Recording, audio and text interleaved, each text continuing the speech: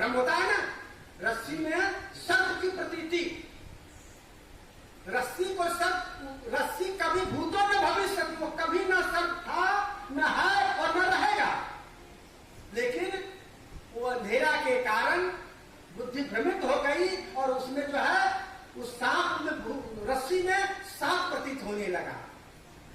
लेकिन कोई व्यक्ति उसी समय आकर के लाइट जला दे, टॉर्च जला दे तो कहे देखो भाई ये सांप नहीं, ये क्या है, ये तो रस्सी है, तब उसका भ्रम निवृत्त हो जाएगा। और नहीं तो सांप है, उस पर पैर पड़ गया और पसीना पसीना छूटने लगेगा। और कहीं वो रस्सी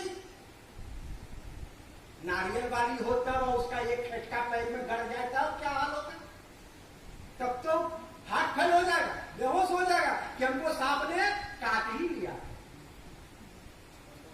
लेकिन सांप कभी नहीं था। उसी प्रकार से संत कहते हैं कि जो नहीं है वह मालूम पड़े कि है। संसार के जितने रिश्ते नाते हैं, संसार के जितने रिश्ते नाते हैं सब तद्भुत है। लगता तो है अपना है, लेकिन है कोई नहीं, किसी का कोई नहीं।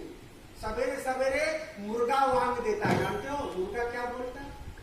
लोग कहते हैं कुकुरू बोलता है, कुकुरू ने ठीक से सुनो, किसी का नहीं कोई, किसी का नहीं कोई।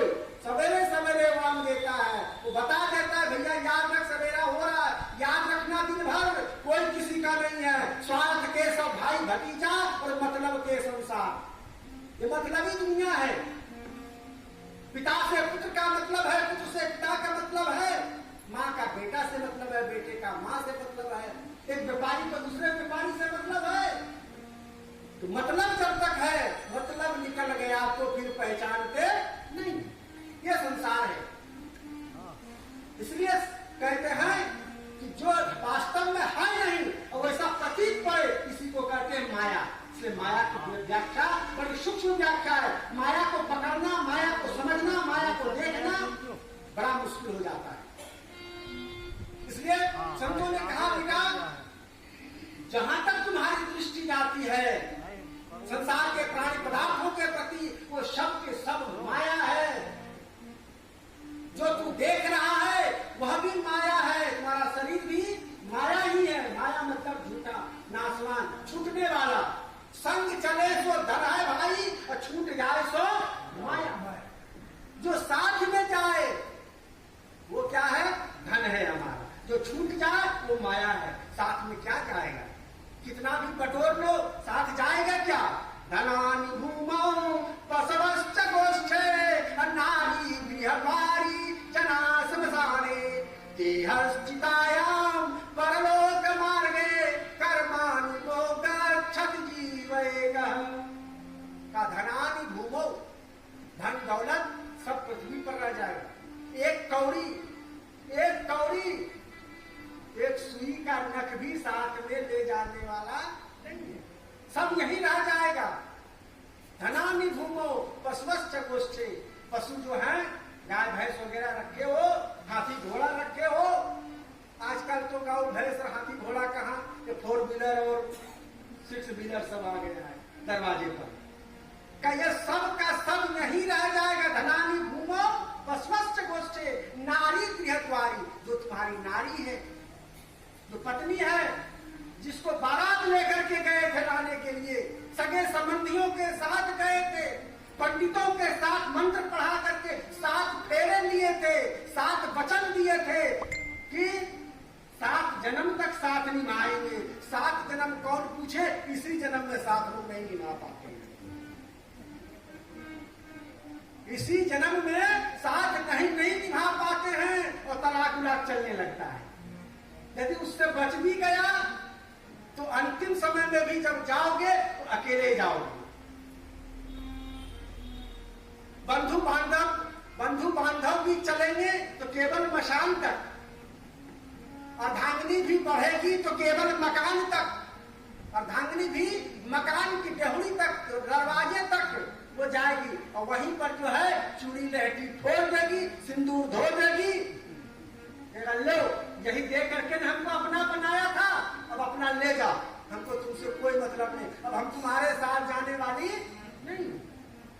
और धामनी भी बढ़ेगी तो केवल मकान तक, बंधु बांधव लोग चलेंगे तो केवल मशान तक। क्यों? तो घर में रखने वाला चीज है नहीं, महकने लगोगे, सड़ जाओगे तो रोग व्याधियां फैलने लगेगी। इसलिए प्राण निकलने के बाद जल्दी से इसको श्मशान में पहुंचाओ, जला पका करके राख कर दो या मिट्टी में गाड़ दो। बंधु बांधव लोग चलेंगे तो केवल मसान तक, बेटा भी हक निभाएगा तो केवल अग्नि दान तक। बेटा जो है तुम्हारा, जिसको तुमने सोने के चम्मच, चांदी के चम्मच, कटोरे से दूध पिला करके पाले हो, पोसे हो, और बेटा तुम्हारे मुख में क्या देगा मालूम है ना? जिस बेटे को तुमने मुख में सोने चांदी के बर्तन से दूध पिलाया, वह बेटा तुम्हारे मुख में अग्नि देगा, आग देके जलाएगा। जल्दी से जल जाओ। वो भी एक नियम बना दिया है हमारे पंडित पुरोहित ने कि भाई बेटा मुख में अग्नि देगा तो मोक्ष मुक्ति मिलेगी, लेकिन ऐसी बात है नहीं। मोक्ष मुक्ति तो अपने कर्म से होता है, बेटा के अग्नि देने से मोक्ष मुक्ति थोड़ी मिलता है। जैसा कर्म करेगा वैसा फल देगा भगवान, यह है गीता का ज्ञान। जैसा कर्म करोगे उसके हिसाब से तुम्हें मोक्ष मुक्ति फल मिलेगा, बेटा के अग्नि देने से नहीं मिलेगा। लेकिन ये परंपरा चल गई है, लोग कहते हैं बेटा अग्नि देगा तो मोक्ष मिलेगा। तो बेटा भी हक निभाएगा तो केवल इस परंपरा को निभाने के लिए, बेटा भी हक निभाएगा तो केवल अग्निदान तक। इससे तो आगे भजन ही है साथी, गुरु के भजन में अकेला रहेगा। रे मन मुसाफिर निकलना पड़ेगा, काया कुटी खाली करना पड़ेगा। भाड़े के क्वार्टर को क्या तू संवारे, जिस दिन तुझे घर का मालिक निकाले, उसका किराया भी भरना पड़ेगा। अरे मन मुसाफिर निकलना पड़ेगा। जमराज की जब अदालत चढ़ोगे और पूछेगा हाकिम तो क्या तू कहोगे, तो उसका किराया पापों की अग्नि में जलना पड़ेगा। रे मन मुसाफिर निकलना पड़ेगा। एक न एक दिन तो निकलना है। भाड़े के क्वार्टर को क्या तो संभाले, कितना भी संभाल लो, इस क्वार्टर को, शरीर रूपी क्वार्टर को कितना भी संभाल लो, कितना भी सुंदर इसमें साबुन तेल लगा लो, अच्छे से अच्छे गहना जेवर सजा लो, कपड़े पहन लो, लेकिन एक दिन तो उसको खाली करके जाना पड़ेगा। लेकिन जहां जाओगे वहां के लिए कुछ और ठिकाना किया है क्या? उसकी तैयारी किया है? जहां जाओगे वहां की तैयारी नहीं किए हो, यहाँ की तो सब तैयारी कर रखे हो। कभी जहां सत्संग से जाएंगे तो वहां जा करके एकदम कमरा तैयार है, पलंग लगा हुआ है, दो सब तकिया बिछा हुआ है, जाने के साथ पंखा ऑन करेंगे जाके सो जाएंगे, तैयारी करके आए। लेकिन जहां जाना है ओरिजिनल, जहां जाने के बाद फिर आना नहीं होगा, वहां जाने की तैयारी क्या किए हो? कुछ नहीं। वहां जाने की तैयारी करने के लिए ही ये सत्संग किया गया है, वहां की तैयारी के लिए ही ये सत्संग किया गया है। यहाँ वही बताया जाता है कि वहां जाने के लिए तुम्हें क्या करना पड़ेगा, भजन करना पड़ेगा, सुमिरन करना पड़ेगा। सुमिरन करो हम राम के, कान कहे है केस, ना जानो कि तुम्हारी हो क्या घर क्या प्रदेश। सुमिरन करो हम राम के, छाड़ हम दुख की आस, तब ऊपर धरी चापी है, जस कोलू कोट 50। इसलिए उस लड़के से कहा महात्मा जी ने, बेटा जो देख रहे हो वह तो नाशवान है, शरीर नाशवान है, ये सगे संबंधी सब छूटने वाले हैं। छोड़कर संसार जब तू जाएगा, अरे छोड़ के संसार जब तू जाएगा, कोई न साथी तेरा साथ निभाएगा। कोई साथी साथ निभाने वाला नहीं है। तो उस सत्य को जान लोगे, सत्य को जानकर समझ करके जाओगे, वही तुम्हारे साथ जाएगा। तो कहा यह जो तुम देख रहे हो दर्पण में, वह जो है सत्य नहीं है, वो माया है। तो कहा सत्य क्या है?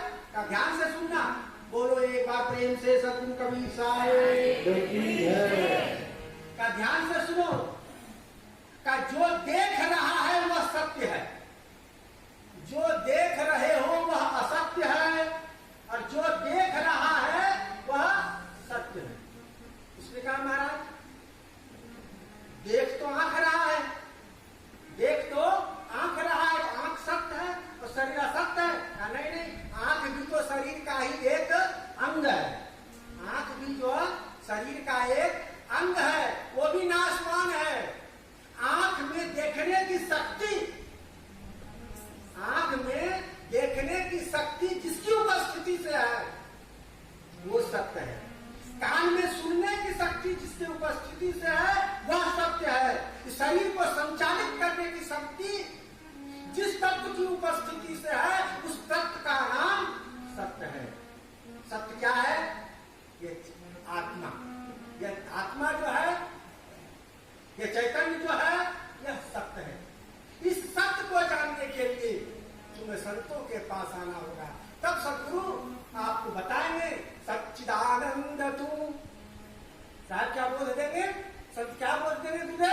कि सच्चिदानंद तू नित्य निर्बंध तू जीव माना, बन गया तू होते में दीवाना। तू इस देह में दीवाना हो गया, मिट्टी के शरीर में दीवाना हो गया, इसमें दीवाना होने की जरूरत नहीं है। दीवाना हो तो आत्मानंद में, आत्मानंद में दीवाना हो जाओ। अपनी आत्मा को जानो, अपने आप को जानो। को हम, मैं कौन हूं, मैं कहां से आया हूं, मैं कहां जाऊंगा, इसका बोध संतों के पास। शुद्ध बुद्ध चैतन्य स्वरूप ये आत्मा शुद्धोसी बुद्धोसी निरंजनोसी संसार माया परिवर्तितोसी, ऐसा बोधदाता सद्गुरु के सानिध्य में, संतों के सानिध्य में बैठ करके इसको समझो, जानो कि मैं शुद्ध बुद्ध चैतन्य स्वरूप आत्मा हूं, मैं शुद्ध बुद्ध चैतन्य स्वरूप आत्मा हूं, सत्यलोक से आया हूं और सत्यलोक को जाना है। हमारा मुकाम यहाँ नहीं है, यहाँ कुछ दिन के धर्मशाला की तरह, या तो धर्मशाला संसार धर्मशाला है, मुसाफिर खाना है, कुछ दिन के लिए, कुछ समय के लिए यहाँ आए हैं और यहाँ से सबको जाना है। मैं रोज देख रहा हूँ एक एक करके लोग यहाँ से जा रहे हैं। एका एक सभी को चलना है कचहरिया, ओढ़ी के चदरिया। चादर ओढ़ करके, राम नाम का चादर ओढ़ करके इस संसार से सबको जाना है। एक एक करके सभी गए, राम चले गए, कृष्ण चले गए, बुद्ध चले गए, महावीर चले गए, सभी चले गए। बड़े बड़े भूप जो राजा थे, महाराणा प्रताप, शिवाजी जैसे योद्धा, कोई नहीं रहने पाया इस संसार में, कोई नहीं रहने पाया। एक एक करके सब चले गए। जो भी आते हैं अपना कर्म करके, अपना कर्तव्य करके, अपनी लीला दिखा करके और इस संसार से चले जाते हैं। हम भी उसी लाइन में हैं, हम भी उसी लाइन में हैं, आप भी उसी क्यू में हो। एक एक करके जिसका नंबर आता जाएगा सब जाओगे, यही सत्य है। इस शाश्वत सत्य को जान जाओ। जन्म यदि सत्य है तो मृत्यु महासत्य है, जन्म यदि सत्य है तो मृत्यु महासत्य है। आया है सो राजा रंग फकीर, एक सिंहासन चढ़ी चले और एक बांधे, बस इतना सा अंतर है। जो आया है जाएगा, जाता से ध्रुव मृत्यु ध्रुव